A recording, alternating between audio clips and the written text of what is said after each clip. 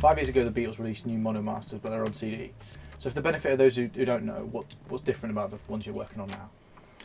These vinyl masters or vinyl pressings or cuts have been taken directly from the original master tapes, which were used to cut them in the 1960s. There has been no remastering as such in the digital domain, as this is a completely analog process. No edits have been fixed, no noises have been taken out. They are as close as one could get to the original, the sound of the original 1960s records, but with the added bonus of having more modern equipment, which was more able to lift the detail off the tapes. There's myself and Steve Berkowitz who did the job. Steve Berkowitz was representing Apple, and he was supervising the remastering, and I was cutting the records and doing the mastering. And we would sit and discuss the album that we were doing on that particular day. We would listen to the original record, the original pressing from the 60s. We would listen to the master tape. We would listen to the mono box CDs. We would then look at the cutting notes. We would then put the EQ up on the desk, and then we would decide where what needed doing, if anything, to get there. Was it a nerve-wracking experience taking this project on?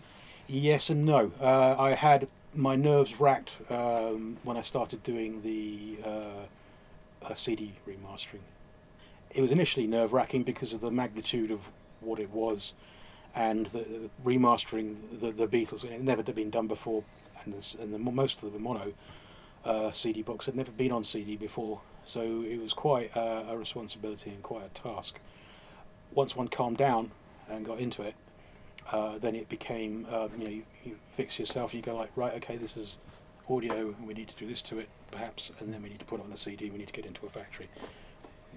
If you went to pieces handling a tape from the 1960s, which was probably worth more than all the gold in the world, then you would destroy it quite quickly. And have you had any unexpected challenges during this process? Expected and unexpected. I think one of the biggest challenges really was little things like on the end of Sergeant Pepper, there's a lock groove. Getting that right was really important. It was done originally by Harry Moss, and subsequent engineers, when it was recut, just stopped doing it because it's quite a tricky thing to manage, and record companies don't really want to pay for trying to get 1.8 seconds of music in one revolution in a groove, and that took a while. That was a big challenge, harder than I thought it would be.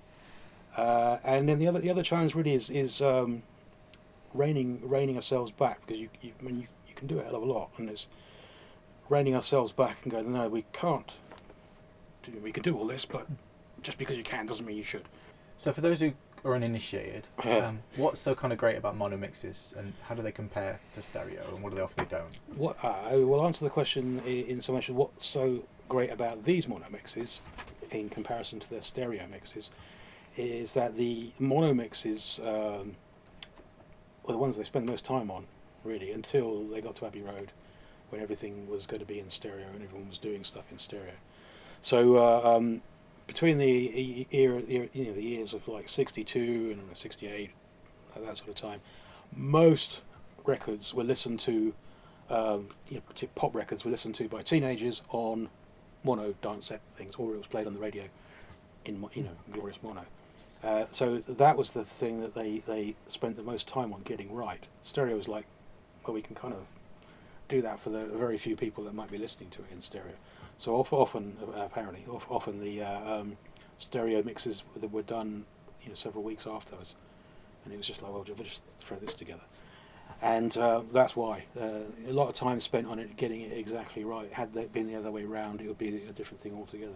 Have there been any favourite tracks you've worked on? Anyone that you've really, really enjoyed? I loved working on the White Album. It was the album that I played to death when I was a teenager.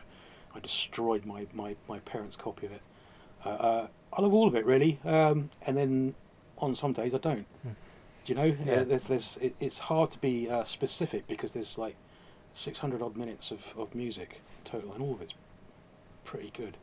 You know, it's all a very good listen, and the change that the band made or went through musically from the day that they started till the day that they finished was quite incredible, really, in such a short space of time. It was a combination of all these creative people getting together, engineers, producer, technicians, the studio and the band and the era and how things were mutating. Fantastic. No other band, I don't think, has gone through that sort of change. More influence than any band that has ever been, and given that they were only going for like 7 or 8 years, it's pretty incredible, really, isn't it?